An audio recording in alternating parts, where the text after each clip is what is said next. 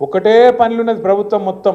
కమిషన్లు కమిషన్లు కమిషన్లు, 20% కమిషన్లు, 30% కమిషన్లు. మొన్న ఒక మంత్రి గారు చెప్పిన మీరు విన్నారు, కొండ సురేఖమ్మ పుణ్యం కట్టుకున్నది. ఆఖరికి ఒక్క మాట మాత్రం నిజం చెప్పింది. మా ప్రభుత్వంలో ఫైళ్లు కదలాలంటే మంత్రులు చేయి దడపందే కాదు, కానీ నేను ఒక్కదాన్ని మాత్రం మంచిదాన్ని మా వాళ్ళు అందరూ లంగాలని చెప్పింది. ఆమె నిజాయితీ.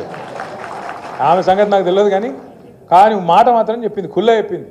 మంత్రులు పైసలు తీసుకుంటారు, ఫైళ్లు కదలాలంటే నిజాయితీగా చెప్పింది. ఇంకో తమ్ముడు ఉన్నాడు ఎమ్మెల్యే మహబూబ్ నగర్, ఆయన ఖుల్లా చెప్పిండు, కాంగ్రెస్ ఎమ్మెల్యే 30% కమిషన్ తీసుకుంటాను మా మంత్రులని. ఇక ఆఖరికి కాంట్రాక్టర్లు వచ్చి సెక్రటేరియట్లో ధర్నా పెట్టిండ్రు. ఉప ముఖ్యమంత్రి బట్టి విక్రమార్క ఛాంబర్ ముంగట 20% కమిషన్ 30% కమిషన్ నీకిస్తే మాకేం మిగులుతుంది రాబోయే అని చెప్పి వాళ్ళు లొల్లి. ఇదంతా ఎందుకు చెప్తున్నా అంటే ఇక కమిషన్ల లొల్లి మొత్తం ఊరూరికి పోయింది, గ్రామ గ్రామానికి పోయింది, మనిషి మనిషికి పోయింది. వీళ్ళంతా కుంభకోణాలు ఎంత దోపిడీ చేస్తున్నారో ఈ 16-17 నెలలనే బిల్డర్లను, కాంట్రాక్టర్లను, ఆఖరికి చిన్న చిన్న నాయకులను ఎవ్వని వదలకుండా తాట తీస్తున్నారు, కమిషన్లు తింటున్నారు అనే మాట తెలిసినాక మరి పబ్లిక్ మైండ్ డైవర్ట్ చేయాలి కదా. అందుకే ముఖ్యమంత్రి ఏం చేసిండు, కేసీఆర్ గారికి కమిషన్ నోటీసులు, ఏది కాళేశ్వరం కమిషన్ నోటీసులు నిన్నో కథ. ఇక అది రాగానే మిగతాన్ని మరుగున పడతాయి. కేసీఆర్ అంటే మొన్న ఎట్లుంటుందో వరంగల్లో చూసిరు కదా, మీరు చూసిరు, వచ్చిరు అందరూ.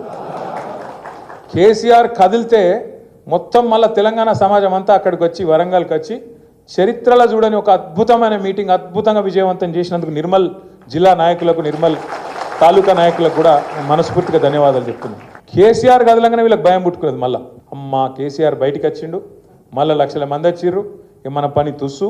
కాబట్టి ఏం చేయాలి, ఏదో ఒకటి చేయాలి, నోటీసులు ఇవ్వాలి, ఏదో జరుగుతుందన్నట్టు బిల్డప్ ఇవ్వాలి, ఏదో ఒకటి చేసి మన వైఫల్యాల నుంచి, మన అటర్ ఫ్లాప్ గవర్నమెంట్ నుంచి ప్రజల దృష్టి మలచాలి.